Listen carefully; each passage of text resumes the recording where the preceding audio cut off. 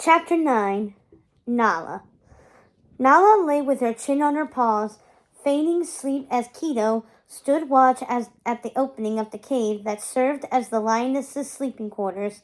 The drip, drip, drip of droplets from a thunderstorm that had taken them all by surprise produced an eerie song as they fell onto Pride Rock's slick stone. It had been a long, somber day, one of the darkest since the day they lost Mufasa and Simba, and not only because of the rain shower. Sarabi's pronouncement had shrouded the entire pride in sadness, and the looming threat of the hyenas had them all on edge. Nala's mother had been even more overprotective than usual following the early morning raid. She demanded Nala remain at her side as she tended to the injuries of several of the lionesses who had been hurt while fighting the hyenas. If Nala moved just a few steps away, her mother was tugging her back to her side. More than half of the lionesses had gone out to hunt tonight, along with all the cubs except for Nala, Pulang, and Abena. Despite the large number of hunters, they had only managed to capture a couple of hares and a small kudu. It wasn't enough to feed on for a day. Sarabi had been right in her assessment. Their resources were becoming more and more scarce, and the lionesses were having to travel much too far in order to secure food. They could not continue this way. Nala tilted her head to the side as though trying to find a more comfortable sleeping position. She squinted at her mother through narrowed eyes. Taking care of her injured pride mates must have tired her out even more than Nala had first suspected. She slept so soundly that she had not noticed when Nala had gingerly wiggled out from underneath her paw. Nala's next feat would be to wiggle her way out of this cave. She had made the decision to leave just after the cubs had been brought in for the night. Given the circumstances her pride now found itself in, it was the only choice she could make. If there was any chance at all that Simba was still alive, she had to do whatever she could to find him and bring him back to Pride Rock. She had taken note of the cloudless sky while they were all still in the clearing earlier that evening. The thunderstorm had pushed out just as quickly as it had rushed in, leaving the ground nourished and the sky crystal clear. Nala saw it as a sign that she was doing the right thing. The bowl-shaped cluster of stars shone brightly, ready to guide her towards Karamba. If she managed to slip past Thandi and Keto. Sarabi had ordered the two lionesses to keep watch over the food that had been captured during tonight's hunt. Though instead of concentrating solely on the cave where the food was stored, Thandi and Keto took turns roaming between the smaller cave and the larger one where the lionesses slept with their cubs. Nala understood why they were hesitant to leave the sleeping quarters unguarded, but it only made things trickier for her. But Nala had noticed a pattern. Thandi always took a bit longer to return to her post at the mouth of the cave. If Nala made her move the moment Keto went to fetch Thandi from the other cave, she could sneak out without either of the lionesses seeing her. She tracked Keto's steps as Keto marched from one end of the opening of the cave to the other. Nala's heart pounded like zebra hooves slapping against the dirt, but she made sure to keep her body as still as possible, impatiently waiting for her opportunity to flee. Although no lionesses were officially tasked with watching over the pride tonight, all the lionesses were likely on alert after the earlier encounter with the hyenas. If she made even the tiniest wrong move, she would probably awaken the entire pride. Her plan would be squashed before she had the chance to make it off Pride Rock. Nala heard whispers at the front of the cave. She slightly lifted one eyelid so she could get a better look at what was happening. Keto and Thandi stood with their heads closed together, their attention on something to the right of Pride Rock.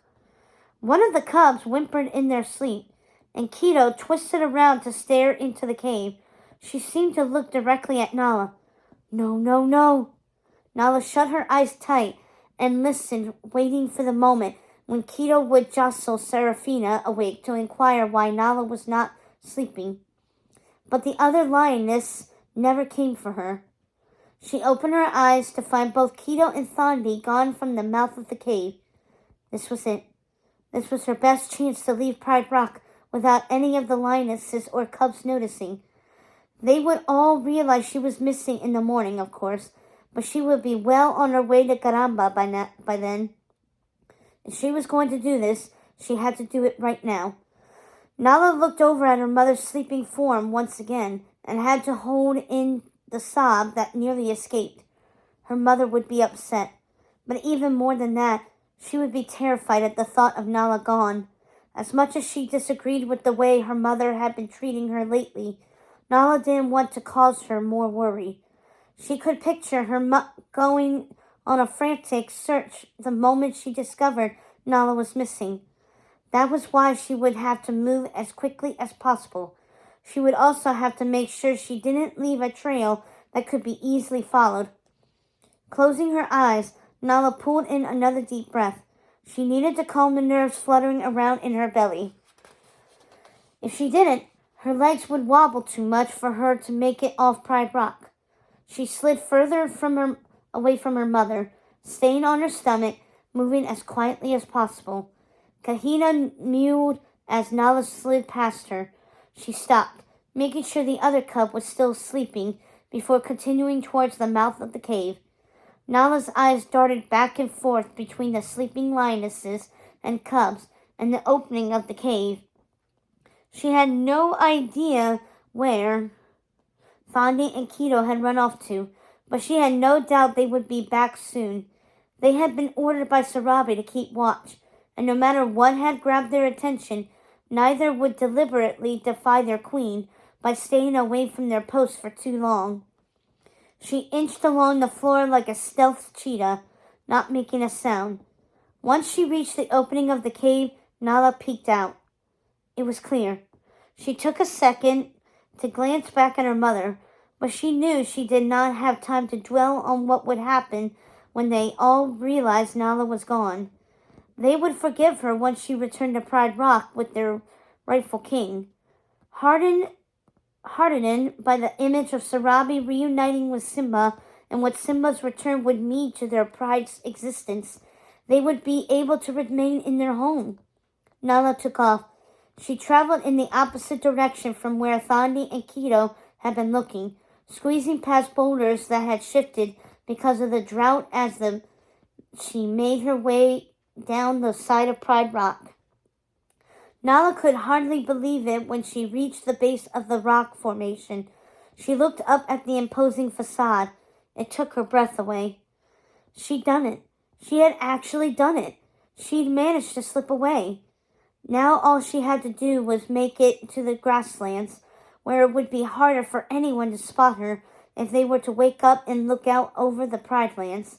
She glanced back at Pride Rock several times as she traversed the muddy clearing, keeping her head low.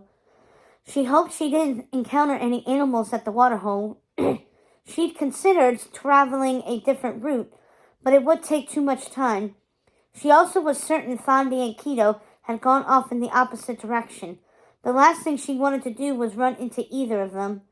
Nala kept her eye out for movement as she approached the waterhole, but there wasn't a single animal around. She took it as yet another sign that she was doing the right thing. Even the obstacles she had anticipated had been cleared from her path. She hastened her steps, moving swiftly past the waterhole. The tension in her shoulders began to ease as she caught sight of the tall grasses straight ahead. Yet the closer she got to the grasslands, the more her apprehension grew. She was really doing this. She was leaving the only home she knew, leaving the safety of her pride, and venturing out into the vastness of Africa, all on her own. What are you doing? What if those stories she and Simba had heard about the stars were wrong, and they didn't lead to Karamba? What if Rafiki's vision had been cloudy? What if she made it off the Pride Lands and got lost going through that creepy elephant graveyard. There were so many things that could go wrong. But what if things were right? Nala sat up on her hind legs and stared straight ahead at the tall grass. She was the only one who knew of Simba's plans to visit Garamba. It was up to her to find him and bring him home. It was up to her to save her pride. "You're doing this," she said in a fierce whisper. For the last 6 months, her mother's fears had wreaked havoc in her life, but Nala refused to allow fear to hold her back. Determined to see this through, she charged forwards. "Nala?" Nala froze. No way had she been seen. She had been too careful. "Nala, wait for me!" She turned and nearly screamed at the sight of Abena, scampering across the clearing towards her. "Abena, what are you doing here?" Nala asked as the younger cub approached. "You couldn't sleep either, huh?" Abena asked. "Neither could I. Every time I close my eyes, I see the hyenas coming after me with their bloody fangs and drool dripping from their mouths." She shivered. "And their eyes are yellow like cassia flowers. They're scary. Don't you think they're scary? How did you find me?" "I told you I couldn't sleep. I saw when you left the cave. Then I saw your footsteps in the mud. So I just followed them. So much for being a stealthy cheetah." She also hadn't anticipated her footsteps having a muddy trail that would point the lionesses in her direction in the morning. For a moment, Nala considered going back and creating some kind of divergence, but she didn't have time.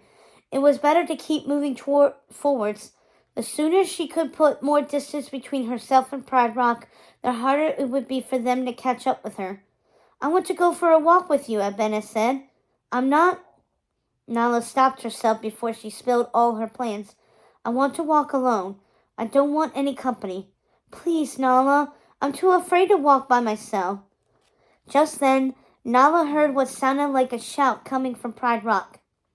"Get down," she said to Abena, crouching low to the ground. A moment later, a bird flew overheard,